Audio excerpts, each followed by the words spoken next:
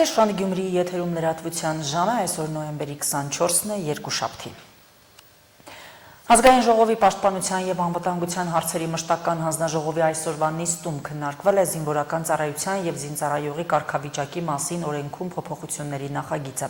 Հիշեցնենք, որ այս նախագծով առաջարկվում է 2026 թվականի հունվարից շարքային կազմի պարտադիր զինվորական ծառայության ժամկետը 24 ամսից դարձնել 18 ամիս։ Ծառայության ժամկետի կրճատումը չի տարածվելու 2026 թվականի հունվարի 1-ի դրությամբ պարտադիր զինվորական ծառայության մեջ գտնվող զինծառայողների վրա։ Շարքային կազմի պարտադիր զինվորական ծառայության ժամկետի կրճատումը հնարավոր է դարձել վերջին տարիներին պայմանագրային զինվորական ծառայության գրավչության ավելացման և ընդլայնման ուղղությամբ կատարված և շարունակական աշխատանքների շնորհիվ, այն է պաշտպան հայրենիաց ծրագիր, ատեստավորման համակարգ, արհեստավար սերժանտական համակարգ և այլն։ Շարքային կազմի պարտադիր զինվորական ծառայության ժամկետի կրճատման ուղղությամբ քայլերի նախաձեռնումը նախատեսված է կառավարության 2021-26 թվականների ծրագրով,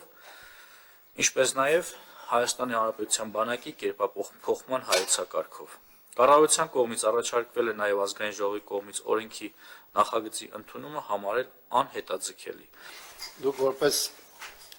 պայմանագրային ծառայության գրավչության բարձրացման ուղղված ծրագիր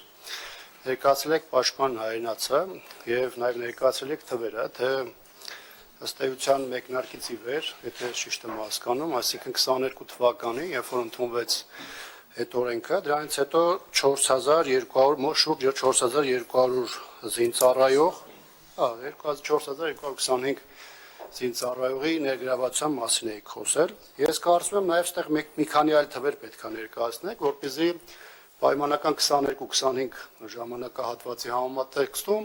երևա այսպես կոչված դրական բալանսը։ Մասնավորապես 22-ից 25 թվականների ընթացքում առհասարակ պայմանագրային ծառայության համակարգում պաշտպան հայրենացը մի կողմ դրած որքան մարդ է օրինակ պայմանականորեն լուծել պայմանագիրը կամ չի երկարաձգել պայմանագիրը կամ այս տեսանկյունից մարտական հերթապահություն իրականացնող զորամասերում որքան է կազմում համալրվածության աստիճանը։ Մենք հնարավորություն ենք ունենալու եւս 3 զորակոչ, այսինքն ամառային զորակոչը, ձմեռային զորակոչը առաջիկա եւ հաջորդ ամառային զորակոչը պաշտպան հայրենիացի համար որպես ավելացման հնարավորություն, այսինքն մենք նաեւ մոտավոր հաշվարկ ունենք, հաշվի առնելով նախորդ տարիների տենդենսը, ինչ համալրում կունենանք արդեն այն ժամանակ, երբ որ հունվարի 1-ին զորակոչվողները կզորացվելու են։ Եվ նաև սա հաշվի առնելով մենք տեսնում ենք, որ մեր հնարավորությունները մարդկային ռեսուրսի ավելացումը էապես ավելին է լինելու, քան 4225-ն է, որը դուք վկայակոչեցիք, նախկինում ես եմ վկայակոչել։ Այդ թվերը գաղտնի չեն, ես հրապարակել եմ, որովհետև թվերը գաղտնի չեն, անձամբ դրանով զբաղվել եմ, ինձ զեկուցել են, որ գաղտնի չի, դրա բերումով եմ հրապարակել։ Մենք այս օրենքի ընդունումից հետո ընդհանուր զինված ուժերի թվակազմում ինչ իրավիճակ ենք ունենալու։ Դա նվազում է լինելու, ավելացում է լինելու։ Ես նշեցի, որ տեղի է ունենալու հետևյալը. 1.5 տարի հետո 2 զորակոչ զորացրվելու է, բայց այն որ բանակը կրճատվում է, դա իրականության հետ կապ չունի։ Ինչու՞։ Ինչ է տեղի ունենալու։ Սրա արդյունքում եւս 1.5 տարի հետո մենք նույն թվականակով մարդկանց զորակոչելու ենք բանակ, ուղղակի իրենք ծառայելու են 1.5 տարի։ Պատկերացրիք, 1.5 տարի հետո զորացրվելու է 2 զորակոչի այն հատվածը, որոնք պայմանագիր չեն կնքել։ Դրանից եւս 1.5 տարի հետո բոլոր զորակոչերը, այսինքն բոլոր 4 զորակոչը կրկին գտնվելու է բանակում, պարզապես 1.5 տարի ծառայելով։ Ոչ չի պահպանվելու, տիկին Գրիգորյան։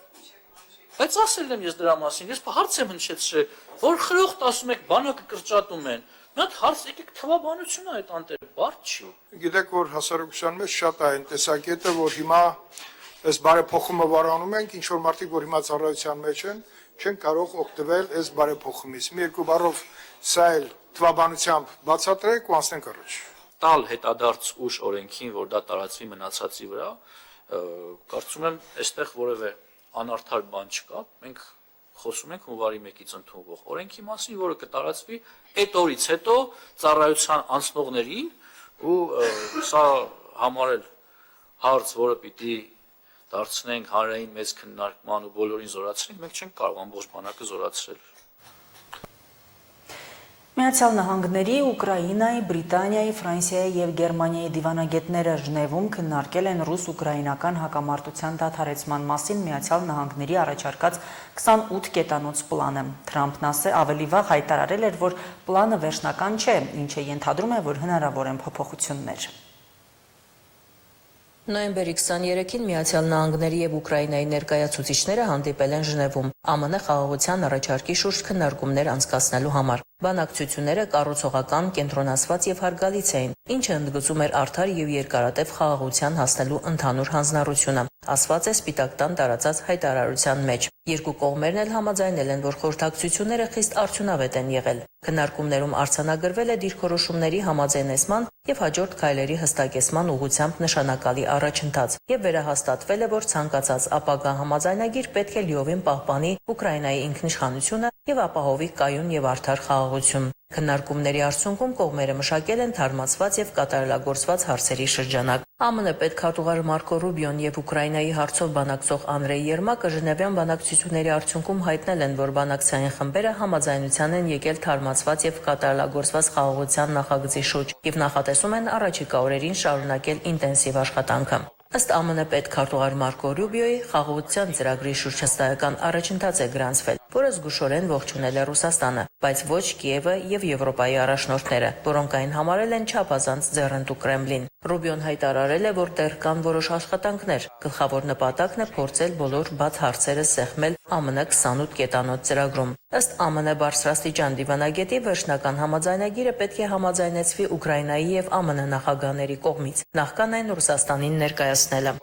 Կարծում եմ, սա հավանաբար ամենաարդյունավետ եւ իմաստալից հանդիպումն էր այս ամբողջ խաղաղ կարգավորման գործընթացում։ Մենք ունենք շատ լավ աշխատանքային արդյունք, որն արդեն կառուցվել այստեղ ներգրաված բոլոր կողմերի ներդրման հիման վրա, եւ մենք կարողացանք այդ կետերից մի քանիսը կետ առ կետ քննարկել եւ կարծում եմ, որ մենք լավ առաջընթաց ենք գրանցել։ Ակնհայտ է, որ սա ի վերջո պետք է ստորագրվի նախագահների կողմից, չնայած ես ինձ շատ վստահ եմ զգում տեղի ունեցողի վերաբերյալ, հաշվի առնելով մեր արձանագրած առաջընթացը։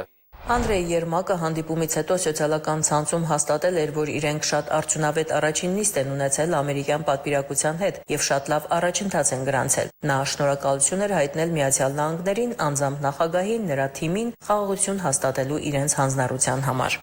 Մենք շատ լավ առաջընթաց ունենք եւ առաջ ենք շարժվում դեպի արդար եւ երկարատև խաղաղություն։ Ուկրաինացի ժողովուրդը արժանի է եւ ցանկանում է այս խաղաղությունն ավելի, քան որևէ մեկն այս մոլորակի վրա։ Մենք շնորհակալություն ենք հայտնում մեր մեծ ընկերներին, Միացյալ Նահանգներին եւ անձամբ նախագահ Թրամփին եւ նրա թիմին այս խաղաղությունը բերելու իրենց նվիրվածության համար։ Մենք շարունակենք աշխատել եւ առաջիկա օրերին մենք կներգրավենք նաեւ մեր եվրոպացի ընկերներին։ Իհարկե վերջին խոսքերը կլինեն մեր առաջնորդներինը, Միացյալ Նահանգների նախագահինը եւ Ուկրաինայի նախագահինը։ Եվ ես հույս ունեմ, որ մենք կկարողանանք այսօր լավ առաջընթացի հասնել։ Իսկ Թրամփն իր Truth Social սոցցանցում գրառում էր կատարել, որում իր հիասթափությունն էր արտահայտել եվրոպական եւ ուկրաինական դիրքորոշումների հետ կապված։ Ըստ նրա Ուկրաինայի ղեկավարությունը զրո երախտագիտություն է արտահայտել իրենց ջանքերի համար, իսկ Եվրոպան շարունակում է նավթ գնել Ռուսաստանից։ Այս ամենը նա գրել է մեծատառերով։ Այս գրառման ի պատասխան Ուկրաինայի նախագահ Զելենսկին երեկ գրել է, որ իրենք շնորհակալ են այն ամենի համար, ինչ Ամերիկան եւ նախագահ Թրամփն անում են անվտանգության համար, եւ իրենք մնում են հնարավորինս կառուցողական։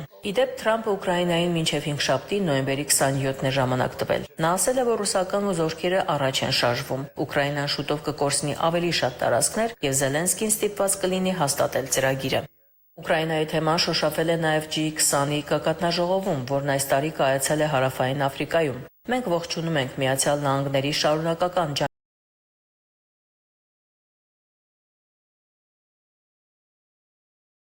Վերջիններս նշել են, որ պատրաստ են ներգրավել գործընթացում ապագա խաղաղության կայունությունն ապահովելու համար եւ որ Եվրամիությանը եւ ՆԱՏՕ-ին վերաբերող դրույթների իրականացման համար անհրաժեշտ կլինի համապատասխանաբար Եվրամիության եւ ՆԱՏՕ-ի անդամների համաձայնությունը։ Իդեպ նշենք, որ Հարավային Աֆրիկան առաջին աֆրիկյան երկիրն էր, որ հյուրընկալեց գագաթնաժողովը։ Առաջին անգամ G20-ի հանդիպումն անցկացվեց առանց աշխարհի խոշորագույն երկրների առաջնորդների։ ԱՄՆ նախագահ Դոնալդ Թրամփը հրաժարվեց մասնակցել գագաթնաժողովին, վկայակոչելով երկրում սպիտակամորթների իրավունքների խախտումները։ Ակնկալվում էր, որ փոխնախագահ Ջեյ Վենսը կմասնակցի գագաթնաժողովին, սակայն միջոցառումից 3 շաբաթ առաջ Թրամփը հայտարարել էր, որ ԱՄՆ վարչակազմից ոչ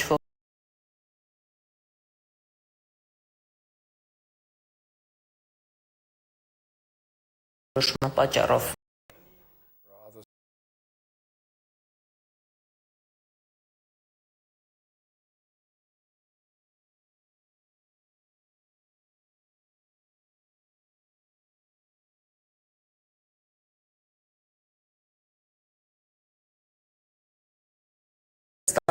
G20-ի նախագահող երկրի պաշտոնը։ ԱՄՆ նախագահ Դոնալդ Թրամփը հայտարարել է, որ G20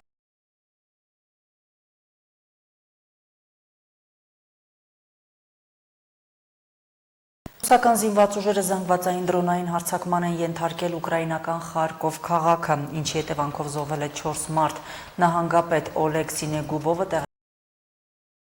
Ուկրաինայի երկրորդ խոշորագույն քաղաքի վրա հարձակման հետևանքով վիրավորվել է 12 քաղաքացիական անձ, այդ թվում 11 և 12 տարեկան երեխաներ։ Ռուսաստանի զինված ուժերից էլ տեղեկացրել են, որ նախորդ գիշերվա ընթացքում հակաօդային պաշտպանության համակարգերը երկրի տարբեր հատվածներում ոչնչացրել են ուկրաինական 93 անօդաչու թռչող սարք։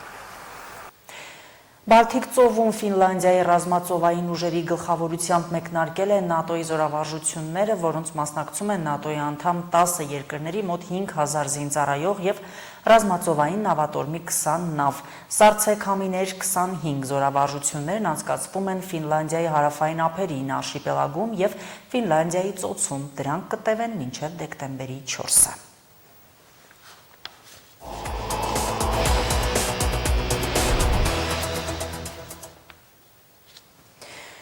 Չհավատարմագրված բուհերի մինչև 2003 թվականի շրջանավարտները կարող են վերականգնել ուսանողական իրավունքները։ Կրթության, գիտության, մշակույթի և սպորտի նախարարության օրենսդրական նոր փոփոխությունը ուժի մեջ է մտել այս տարվա նոյեմբերից։ Սրանով հնարավորություն է ընձեռում ոչ պետական չհավատարմագրված բուհերի մինչև 2003 թվականի շրջանավարտներին ներառել պետական կամ ոչ պետական միայն հավատարմագրված բուհերի ուսումնական գործընթացում և ստանալ պետական նմուշի դիպլոմ։ Նոր կարգավորման մասին է խոսել նախարարության բարձրագույն կրթության և գիտության կոմիտեի ծրագրերի իրականացման վարչության պետը։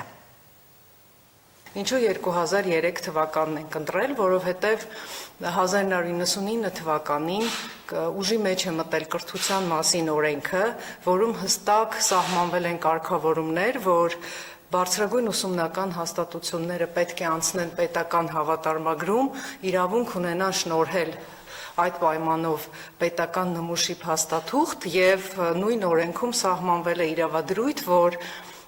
պետական և տեղական ինքնակառավարման մարմինների, պետական ոչ առևտրային կազմակերպությունների համար բարձրագույն կրթությունը հավաստող փաստաթուղթը համարվում է միայն հավատարմագրում ունեցող բուհերի,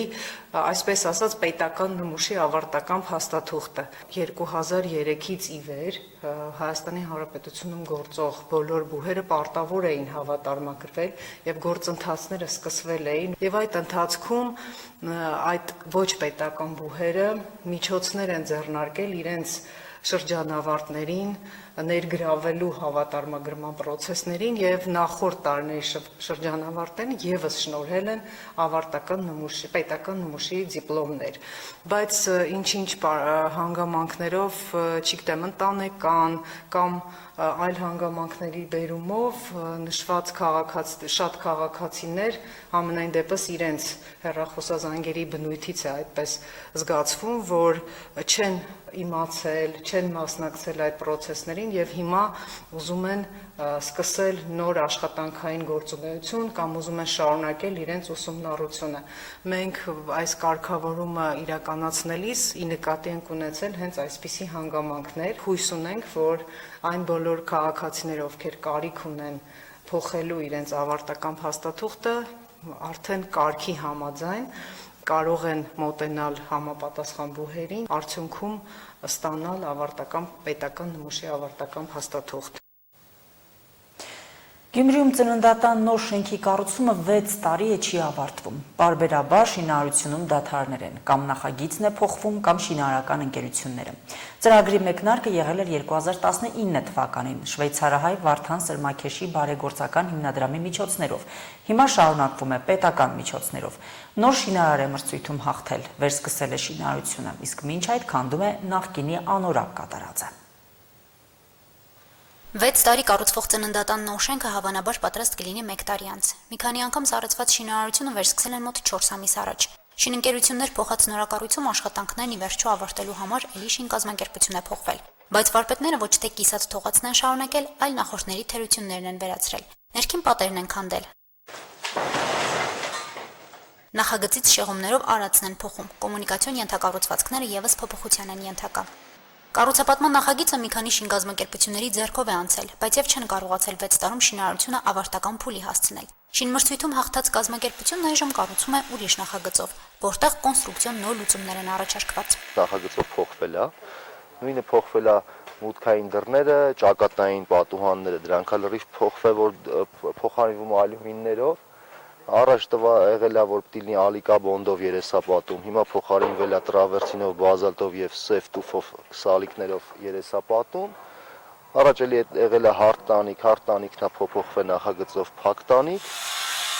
Գյումրիի համար ծննդատան նոր շենք կառուցելու վերաբերյալ փոխըմբռնման հուշագիրը առողջապահության նախարարի եւ բարերար Վարդան Սրմաքեշի միջև ստորագրվել է 2019-ին, որով եւ Գյումրիում նոր առողջապահական ծրագիր էր սկսվելու։ Այժմ այն առանց բարերարության է, իրականացնում են առողջապահության նախարարությունը եւ տարածքային զարգացման հիմնադրամը։ Նախագծային փոփոխությունները եւս գերատեսչությունների առաջարկով են։ Կոմունիկացիաները, որ ճիշտ աշխատի, դրա համար մեծ մասն են քանդել, որ կոյուղիները, թթվածնի մուտքը, այնտեղ չգիտեմ, էլի շախտաները օդափոխության համապատասխանի բոլոր սենյակները։ Նախկին մետաղապլաստե պատուհանները եւս փոխվել են, որոնք տեղադրված են եղել միայն շինության հարավային կողմում, իսկ մյուս հատվածներում ընդհանրապես բացակայել են։ Մեծ մասն արդեն փոխել են, որոնք ավելի ջերմակայուն են։ Գյումրին ավելի կլիմայական ցուրտ գոտի է, ավելի լավ է դնենք ալյումինի ջերմակամրջակով պատուհաններ, հիվանդանոցում, որ ջերուցումն ավելի մատչելի լինի, ավելի եկամտաբեր լինի հիվանդանոցի համար։ Մոտ 3200 մետր քառակուսի տարածք զբաղեցնող տարածքում կառուցվող եռահարկ շենքի առաջին հարկում նախատեսված են, որ վիրահատարաններն են լինելու։ Երկրորդ եւ երրորդ հարկերում հիվանդասենյակները։ Շենքի նկուղային հատվածում ըստ նոր նախագծի կտեղակայվի լաբորատորիան։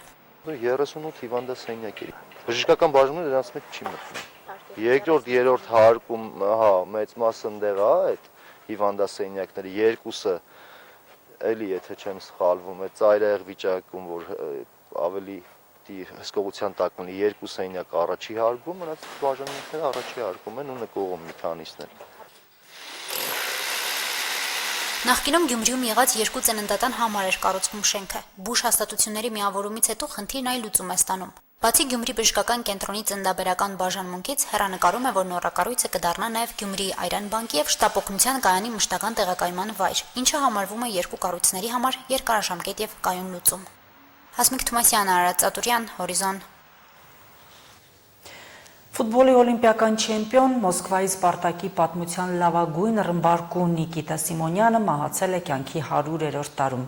Այդ մասին հայտնել է Ռուսաստանի ֆուտբոլի վետերանների միության նախագահ Ալեքսանդր Միրզոյանը։ Նիկիտա Պավլովիչի ինքնազգացողությունը նոյեմբերի 20-ին պատացել էր, նրան հոսպիտալացրել էին։ Այսօր նա հեռացավ կյանքից, հայտնել է Միրզոյանը։ Հայկական ֆուտբոլին մատուցած անուրանալի ծառայությունների եւ ակնառու նվաճումների համար Արարատ 73-ի գլխավոր մարզիչ Նիկիտա Սիմոնյանին Հայաստանի վարչապետ Նիկոլ Փաշինյանը պարգևատրել էր հայրենիքին մատուցած ծառայությունների համար առաջին աստիճանի շքանշանով։ Այժմ լրահոսը եւս սպառված է, նորությունների հետևեք Հորիզոնի ժամը 20-ի թողարկմանը։